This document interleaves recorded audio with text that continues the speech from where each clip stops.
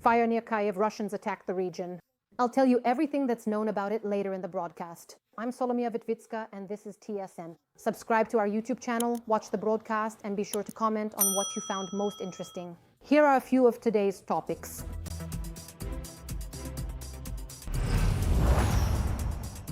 Attack on Zaporizhzhia. I managed to grab my son from the bed. We went out into the hallway, and that was it. What are the consequences of the latest shelling by the occupiers? Trump is going to see the king. The United Kingdom is hoping to gain something strategic and meaningful from this visit.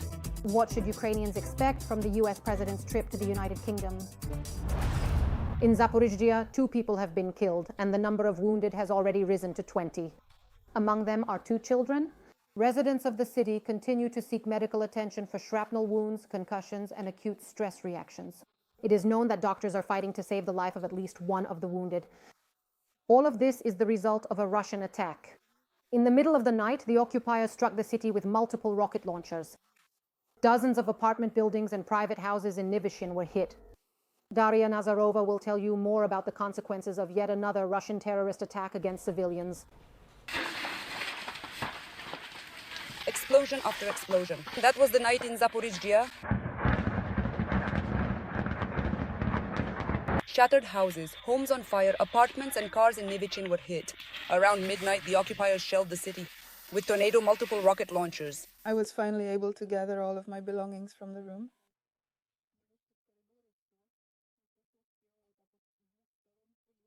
I ran out. For safety. One of the enemy rockets fell right next to the apartment building. The blast wave damaged people's homes.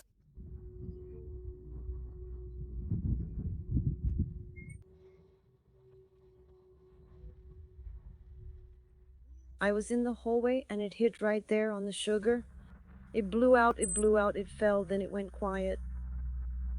The children's room was also hit, and the neighbors from the apartment that was blown out also ran out there. We all waited it out in the hallway, in the dark.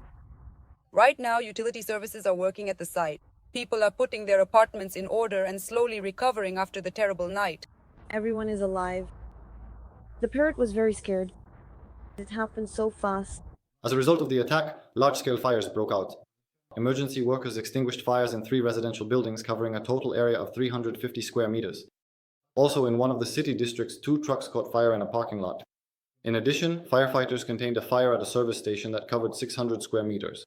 As a result of the attack, dozens of apartment buildings and private houses in the city were damaged. 2 non-residential buildings were destroyed. DSN 1+1. A large-scale fire near the city in the Kyiv region is still being extinguished. Warehouses in Vasylkiv caught fire last night. The cause was a strike by a Russian kamikaze drone. The intense blaze was accompanied by thick smoke that could be seen even from Kyiv. Significant forces from the state emergency service, including aviation and specialized equipment, were involved in extinguishing the fire. However, rescuers have not yet been able to fully eliminate the fire. Our correspondent Yevgeny Hladun will tell you more. It is very difficult to reach the place where the Russians struck with their drones this morning. There are rescuers everywhere here, fire equipment all around, and many checkpoints. We are currently near one of them. And the first thing that immediately catches your attention is the strong smell of burning in the air, as well as, of course, this large column of black smoke, which can be seen even from some districts of Kyiv. Although the site of the strike, where we are now, is about 30 to 40 kilometers from the capital.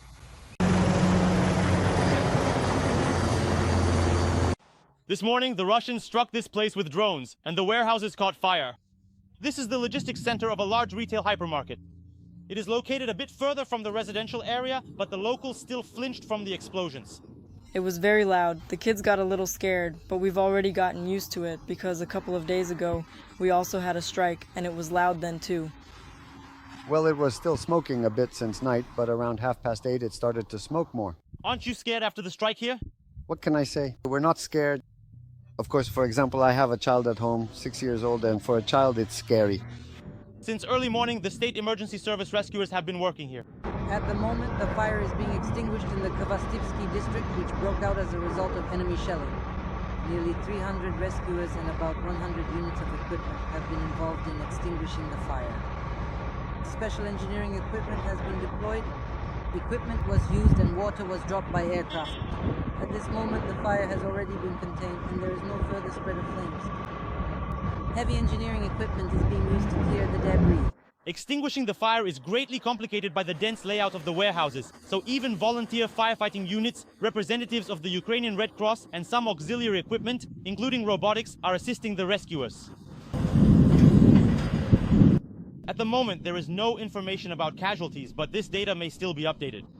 Reporting from the scene, Yevgeny Hladun and Timofey Koshchai, especially for TSN 1+1. Russian forces have attacked Kharkiv again. This time they used kamikaze drones. They struck during the day when the streets were crowded. Some of the drones were shot down, but one hit the building of an educational institution.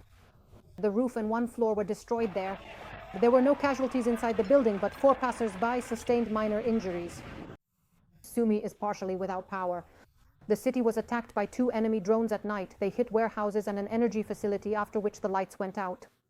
1 wounded person is in the hospital and 2 explosions occurred in Trostianets. There, 6 people were injured, including boys aged 16 and 12.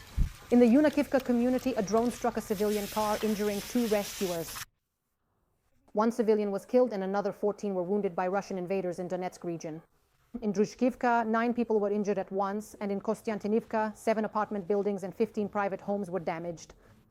Once again, the occupiers scattered pedal mines from aircraft over Kherson, and in the south, they shelled the city with artillery. 2 city council employees who were driving in a car came under enemy fire. They were hospitalized with blast injuries. A strike also hit an apartment building. A local resident who was outside at the time of the attack was injured. There would have been more injuries and destruction if the shell hadn't hit a large tree. We were talking outside near my house by the gate, and then what if it had exploded? I've got a bump on my head, a little scratched on the bump. Into the tree, right at the level of the tree, the explosion went off. There was no sound, no whistling, no outgoing noise, no buzzing, nothing at all. An explosion, smoke, dust. I heard 2 explosions. I didn't think it was a strike. And what about damage in the apartment? The windows? Here, the balconies and the window into the room. 2 windows into the room. You remember the whole balcony is damaged now. Ukrainian defenders have liberated and cleared Pankivka in Donetsk region of enemy troops. Meanwhile, the terrorist army has occupied Grigorivka and advanced near 4 settlements. According to deep state analysts, this refers to Yampil and Orikov in the Donetsk region, Novoivanivka in Zaporizhzhia and Berezove in Dnipropetrovsk region. In particular, in the village of Yampil, the Russians tried to infiltrate by disguising themselves and posing as civilians. This was reported by the General Staff. It is known that enemy saboteurs were hiding in private houses and basements, using civilians as human shields. However, units of the 11th Army Corps quickly carried out anti-terrorist measures, detected the enemy, blocked them, and neutralized them. Currently, Yampil and the surrounding areas are fully under the control of the Ukrainian army. In total, there were more than 200 combat engagements on the front line over the past day. A quarter of all assault actions were recorded in the Pokrovsk direction. Despite the pressure from the enemy army, the General Staff reports a successful attack on the command posts of the Center Group and the 41st Combined Arms Army of the occupiers operating in the Pokrovsk area. The Ukrainian Defense Forces noted that these strikes significantly disrupt the occupiers' command and control.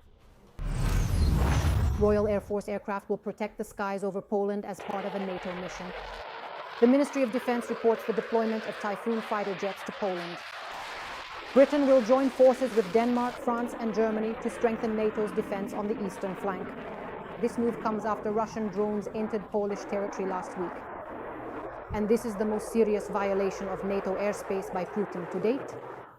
The British Prime Minister stated that these aircraft are not just a show of force. They are critically important for deterring Russian aggression, and he reaffirmed the commitment to support Ukraine and continue to put pressure on Putin. Just a few days after Russia's incursion into Polish airspace, there was a violation of Romanian airspace. NATO responded with a mission. Eastern Sentinel, which involves deploying equipment and deterrent forces on the border with Belarus, Russia, and Ukraine. Months of preparation and heightened security measures. Donald Trump is set to depart tomorrow on a major state visit to the United Kingdom at the invitation of King Charles III.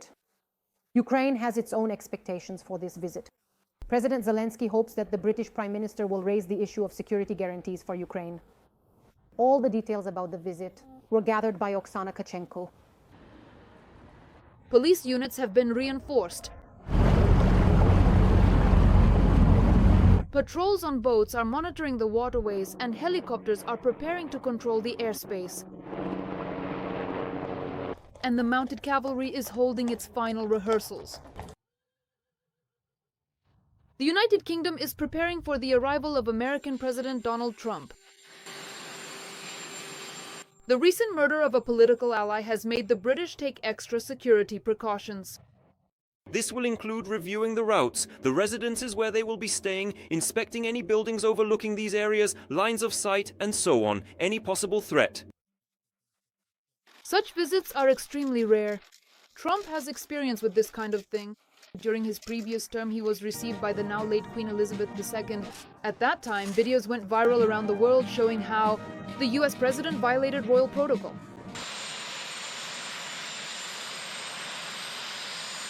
This time, according to the British BBC, the risks posed by Trump's unpredictable behavior are very high.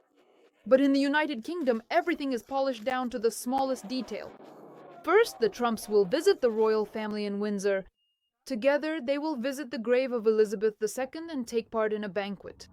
Here, every detail matters. The seating arrangement, the menu, but most meticulously prepared, was King Charles III's 7-minute speech. The BBC reports that the text went through several revisions, because the monarch, as His Majesty's government hopes, must thoroughly impress the White House host ahead of the important negotiations scheduled for Thursday. The United Kingdom aims to gain something strategic and meaningful from this visit. Obviously, there will be many carefully choreographed moments. Britain will focus on things that are known to appeal to Trump. The personal presence of the royal family, an emphasis on the historical ties between the two countries. The talks with Starmer will concern a new nuclear deal, technological partnership, and the Prime Minister will also try to persuade Trump not to impose tariffs on British steel and aluminum. Another important point is to align positions on Ukraine. As early as next week during the UN General Assembly, a meeting with Zelensky is possible. This was stated by Secretary of State Rubio. I hope that Prime Minister Starmer will be able to have a separate conversation about security guarantees from the United States for Ukraine. Before we end the war, I would very much like us to finalize all the agreements. I would like to have a document supported by the United States and all our European partners. This is very important. It will greatly motivate our military. That is, if we end the war, we want to be protected. For this to happen, we need a clear position from President Trump. Next, we need the ability to purchase any weapons except nuclear ones from the United States. Analysts write that London will be forced to balance between trying to impress the American president and explaining to its citizens why so much public resource is being spent on this. According to recent polls, he is an extremely unpopular politician in the United Kingdom. Only 16% speak positively about Trump. Oksana Tkachenko, TSN 1+1. What are your feelings about Trump's visit to the United Kingdom, and do you think it will be possible to raise the issue of security guarantees for Ukraine? What do you think? Share your thoughts in the comments to this broadcast on YouTube. And of course, don't forget to like and subscribe to the channel. Meanwhile, I continue with the TSN broadcast.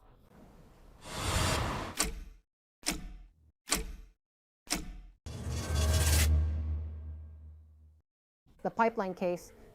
Italy is deporting a Ukrainian suspected of organizing the explosions on the Nord Stream gas pipelines.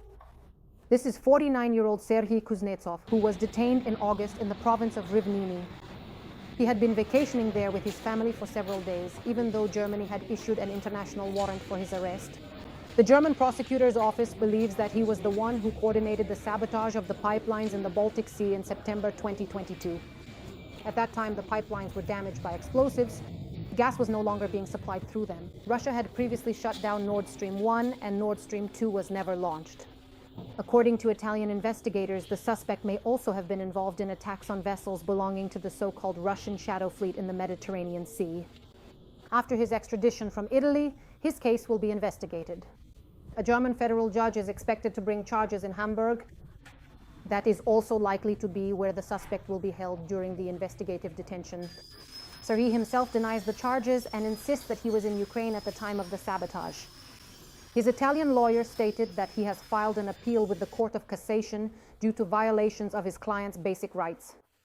However, the chances of success are considered minimal.